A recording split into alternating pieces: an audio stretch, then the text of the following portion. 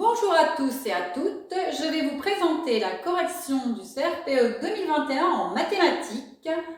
Dans un premier temps, la partie 2, l'exercice 1. Cet exercice est un exercice de probabilité dans lequel Rémi doit savoir s'il va utiliser le dé truqué ou le dé équilibré. Commençons par la question 1. Dans la première question, il fallait trouver la probabilité que Rémi obtienne le 3 avec un dé truqué. Donc, ce qu'on savait dans l'énoncé, c'est que la probabilité d'obtenir le 6 était de 1,5. Donc là, il y a 6 issues possibles.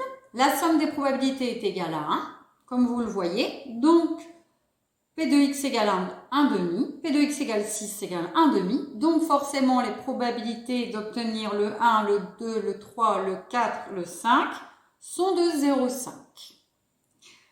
Ces événements, obtenir le 1, le 2, le 3, le 4, le 5, sont équiprobables. Ça veut dire qu'ils ont la même probabilité d'être réalisés.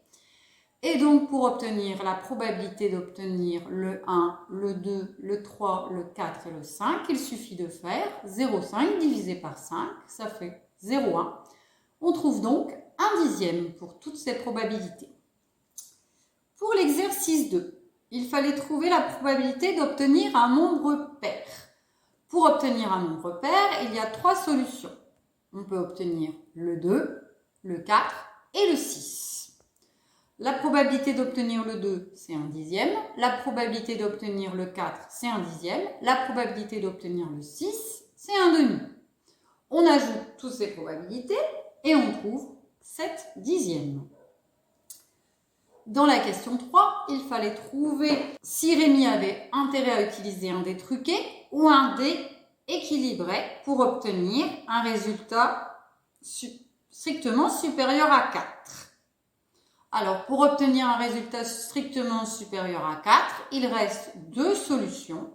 C'est obtenir le 5 avec le dé ou obtenir le 6 avec le dé.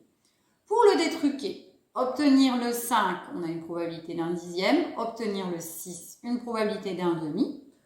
On trouve donc 3/5 pour la probabilité de trouver un résultat strictement supérieur à 4.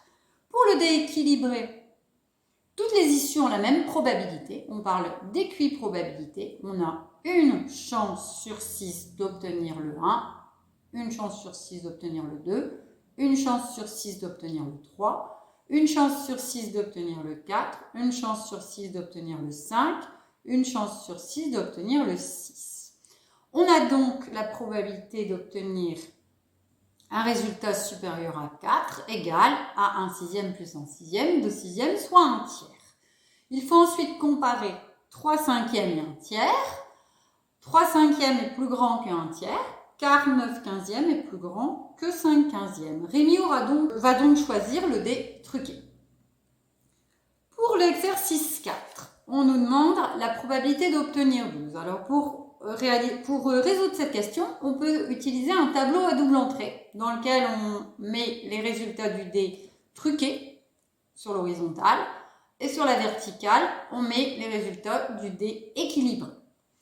On trace notre tableau à double entrée et on se rend compte qu'il n'y a qu'une seule manière d'obtenir le 12, c'est le 6 avec le dé truqué et le 6 avec le dé équilibré.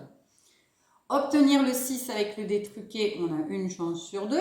Obtenir le 6 avec le dé équilibré, on a une chance sur 6. Donc 1/2 fois 1/6, ça nous donne 1/12 pour la probabilité d'obtenir le 12. Pour obtenir le 10, il y a plus de possibilités. On peut obtenir le 10 de 3 manières possibles. On peut faire 5 avec le dé truqué et 5 avec le dé équilibré. On peut faire 4 avec le dé truqué et 6 avec le dé équilibré. On peut faire 6 avec le dé truqué et 4 avec le dé équilibré. Si on ajoute toutes ces probabilités, on trouve 7 sur 60. J'espère que ça vous a aidé. Si ça vous a aidé, n'hésitez pas à liker et à prendre des formations chez Anatis Formation. Vous avez une préparation complète au CRPE.